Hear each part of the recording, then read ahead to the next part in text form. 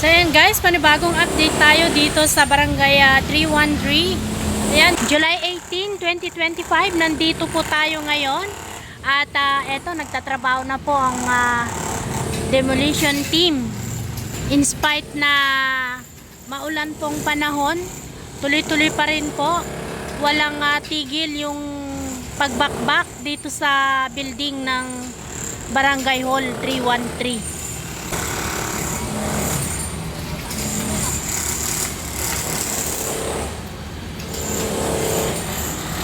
Kahapon nakita natin na binabakbak po yung pinakaitaas nito at sa pagbalik natin ay may butas na po dito, unti-unti ay dinudurog na po itong parteng ito.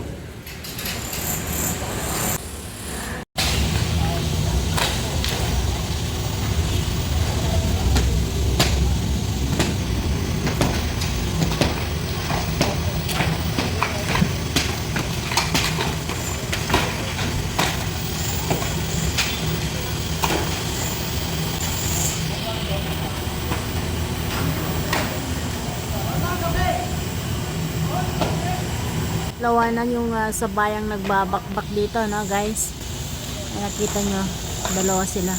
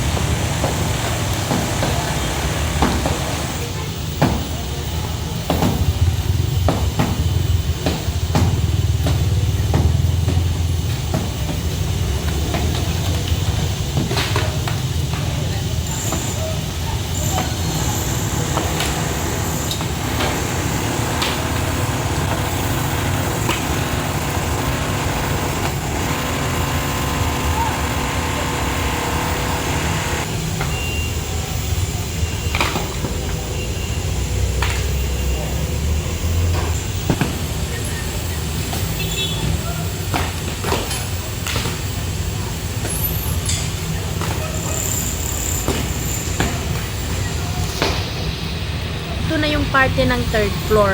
Sa itaas, wasak na po lahat yung pinaka haligi niya doon, yung mga poste niya natumba na.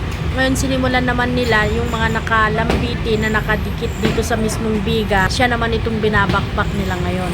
Ito.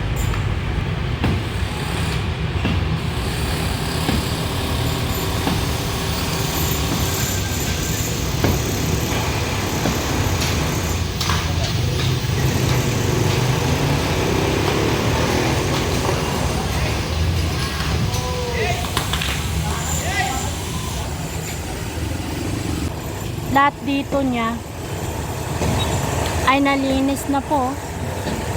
Ito na lang yung hindi. Yung biga na lang ang natitira doon sa pinakaitaas niya.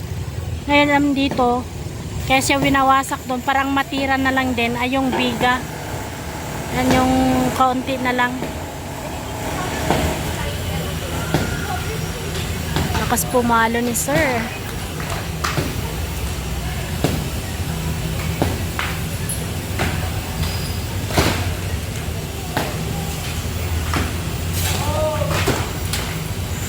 Panipis na ng panipis yung makikita natin doon na nakadikit sa biga.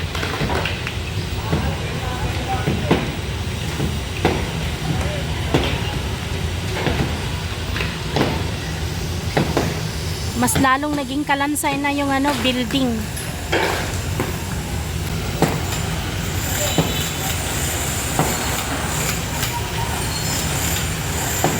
Yan, kita na po dito yung flooring ng pinakaitaas, yung butas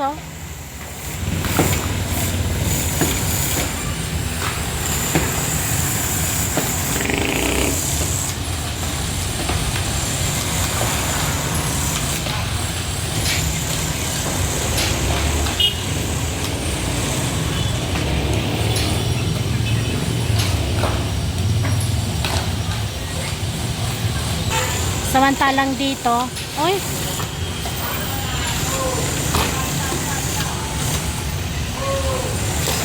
Bagsak.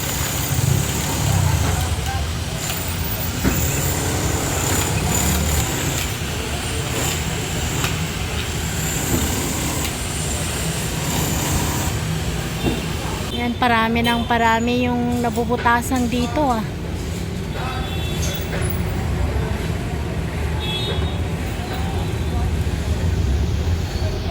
Ayan. Siya nga pala guys, ang sabi ng isang guro kanina na nakausap natin dito, simula daw nung naipatayo itong barangay hall ng 313 dito, nawalan na po ng signal ang kanilang paralan. Hindi sila, naka-wifi sila pero hindi na sila makakonect dahil natatakpan ng building na ito. Kasi nasa tapat mismo ng building daw na ito ang kanilang opisina.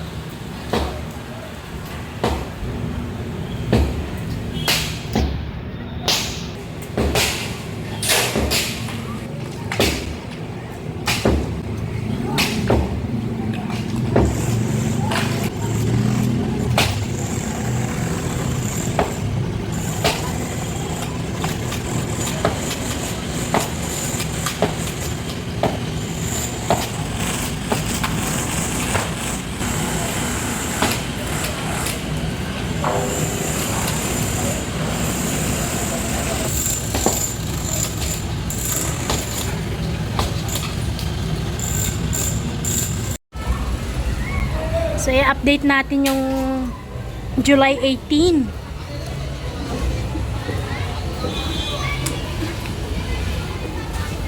Hi, Sir Eric.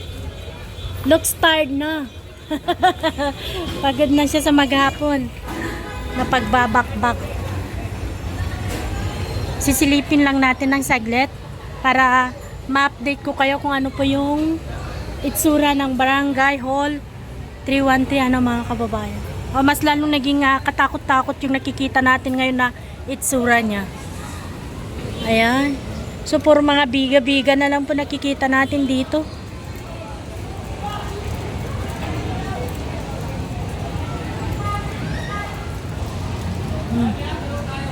Punta tayo sa 3rd floor.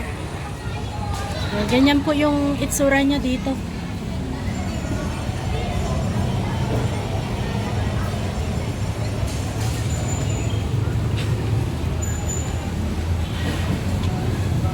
Ayun.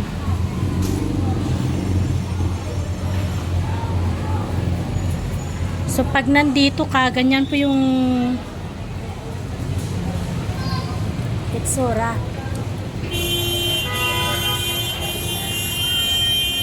Ayan.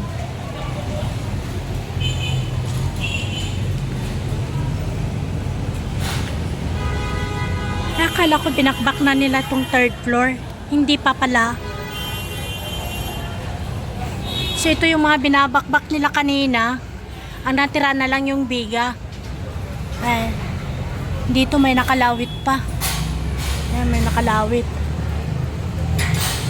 Hanggang doon sa dulo.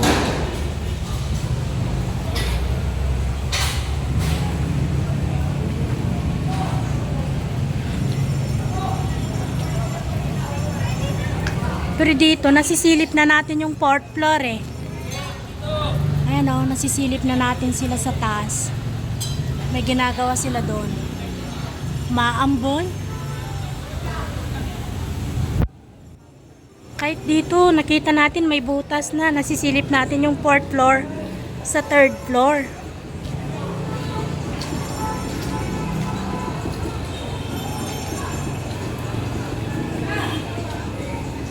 Ayan o.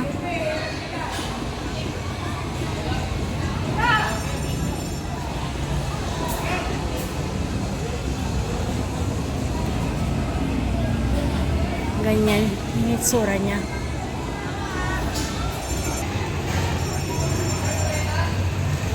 Ganyan po. Uwian na ng mga bata.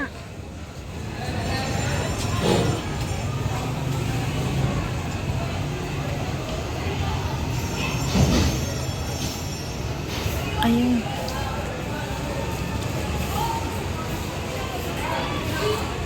Sa Renato, kikita ko sa taas.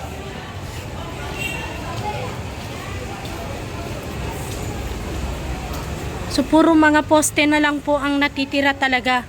At tinatanggal na rin yung mga ganito para bigan na lang po yung talagang babakbakin. Dito, nakakatakot ng umakyat. Pero try natin. Hinay-hinay lang. Grabe naman to, nakakatakot na hagdanan.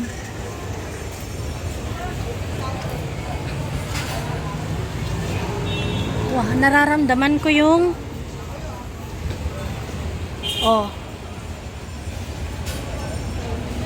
butas na yung bubong dito. Binakbak na kanina. Ano?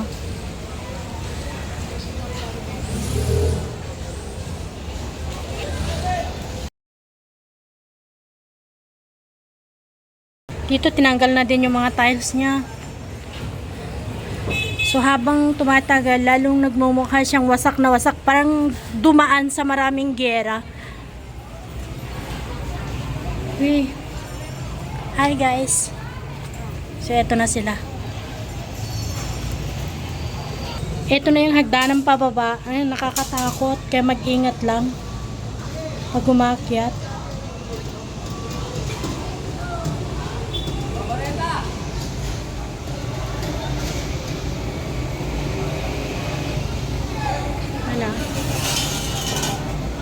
Ayan, nandito na tayo sa pinaka-top floor.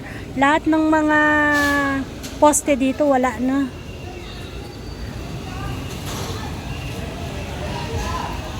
Ano yung binababa nila?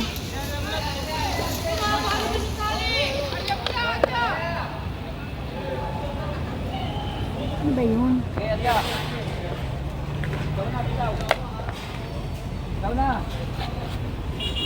Sir, nasa likod mo ako.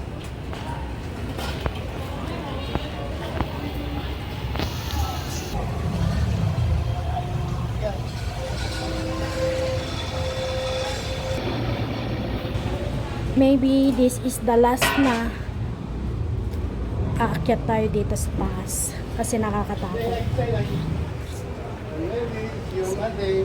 Sir? Ano? Wala ba kayo ng Sabado? Ano, see you on Monday. May ganap din kasi kami bukas. Oo. May ano kami sa kay Tatay Diggs. Oo, susupport din kami bukas. Birthday mo talaga bukas? Oh, really? Birthday niya bukas, sir? Ay, pahinga lang. Ayan, naghinay-hinay na silang bababa. Kasi nga nakakatakot.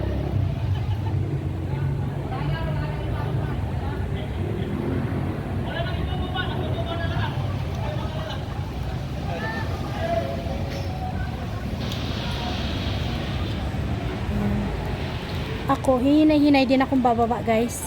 Kasi nakakatakot yung hagdanan. Ayan.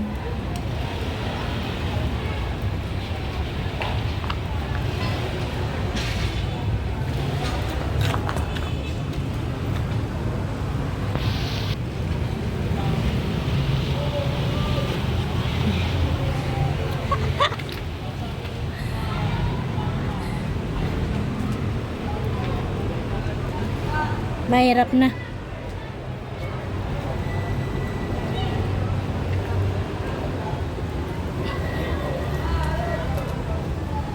Ito yung madaanan ng tubig guys eh. Ito. Tibag-tibag na.